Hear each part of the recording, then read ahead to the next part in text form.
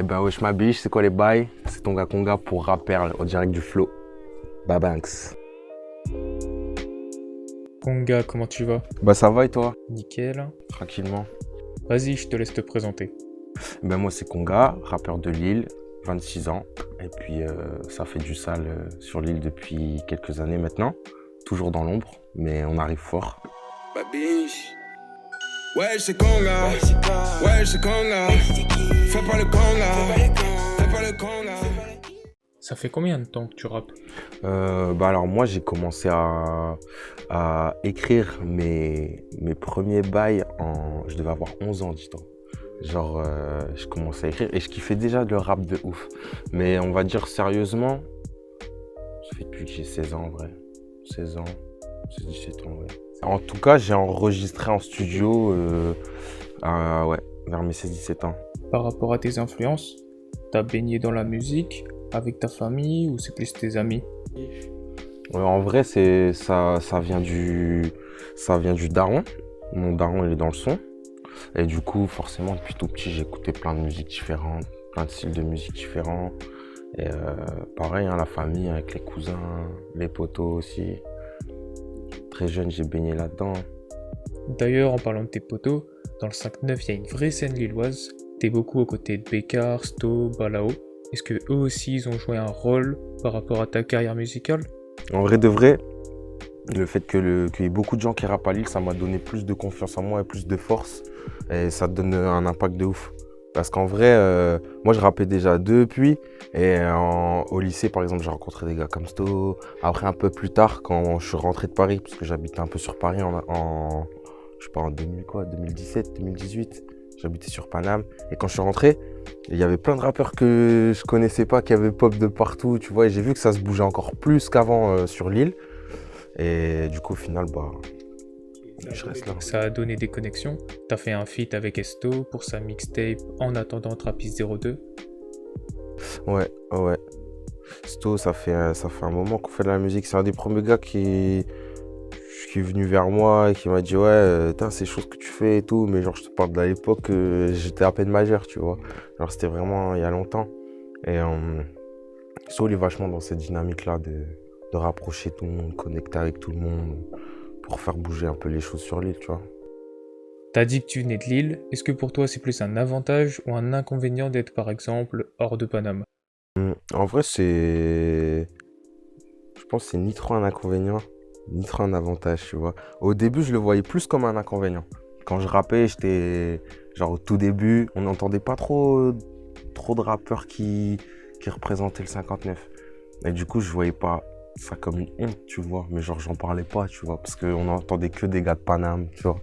Une banlieue parisienne. Et maintenant, les gens, ils sont de plus en plus fiers de représenter. Et c'est vrai que ça bouge bien. C'est une ville, le Nord, bah, que ce soit Lille ou d'autres villes dans le Nord. Mais je parle plus de Lille particulièrement. C'est une ville qui a vachement de charme. Et puis, l'énergie, les gens ici, c'est le feu, tu vois. C'est le feu. Ça fait longtemps que tu rappes. Qu'est-ce qui t'a donné envie de rapper? C'est beaucoup ce que j'écoutais, ce qui me faisait... En fait, ça vient de là, c'est ce qui me fait vibrer. Et puis, à un moment donné, j'avais besoin d'écrire, de m'exprimer.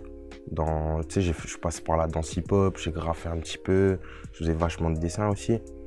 Le beatmaking aussi, j'ai commencé très tôt. Et ouais, c'est venu... Je me dis, ouais, j'ai envie de faire comme mes idoles, tu vois. Comme ce que je kiffe écouter.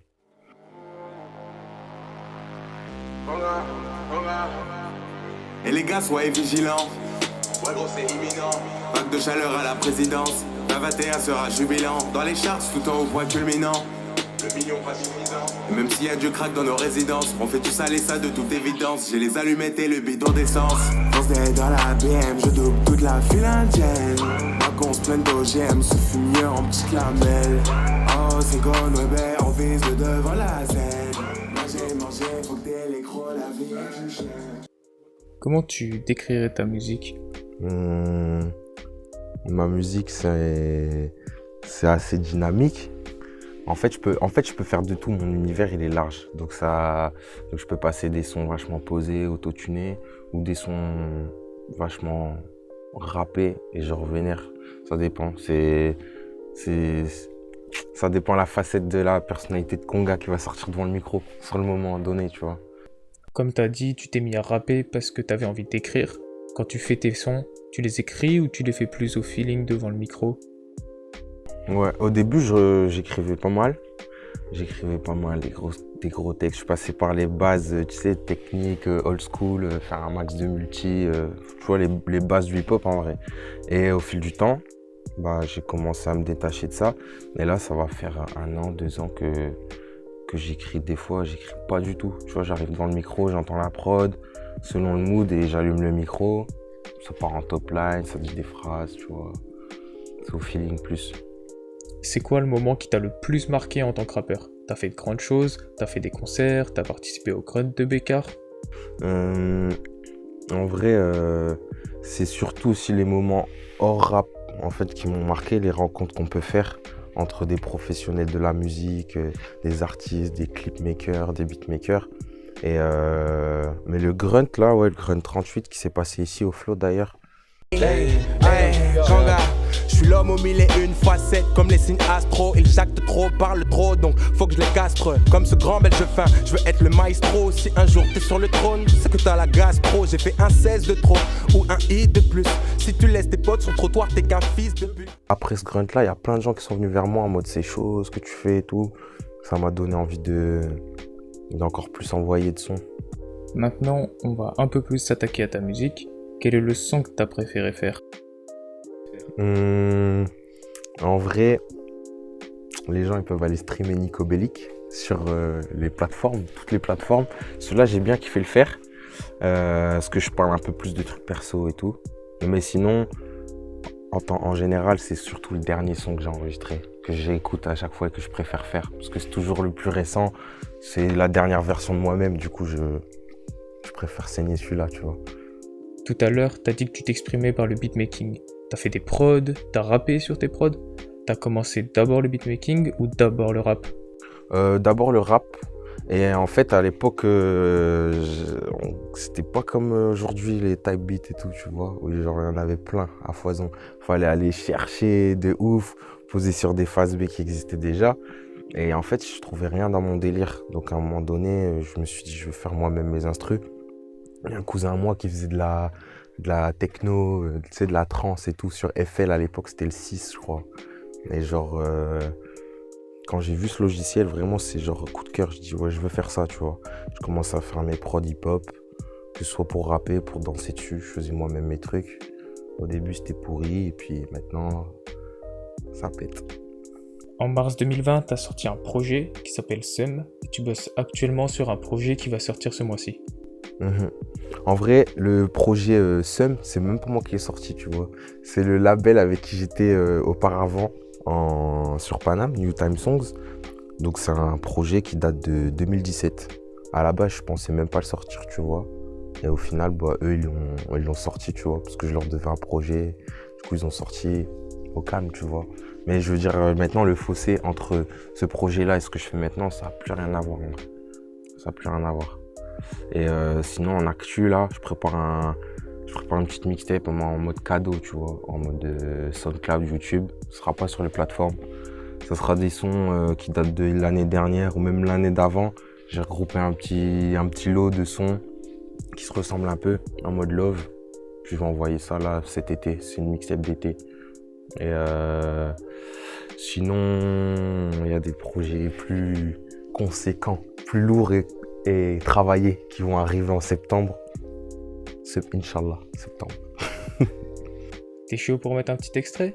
Ok. Je vais vous mettre. Attends, je vais te mettre un petit bail. Ça va être la tech de septembre. Je suis dans le futur dans ma tête, je vois plus maintenant. J'ai pris 2-3 Percocet, je sens plus mes jambes. J'imagine que je suis en tête, être le number one. Je peux te le jurer que je serai en tête, être le number one. Comme sur Pluton dans ta fête, je comprends pas les gens. Je suis un mutant dans cette quête, c'est eux les méchants. La machine à billets verts tourne infiniment.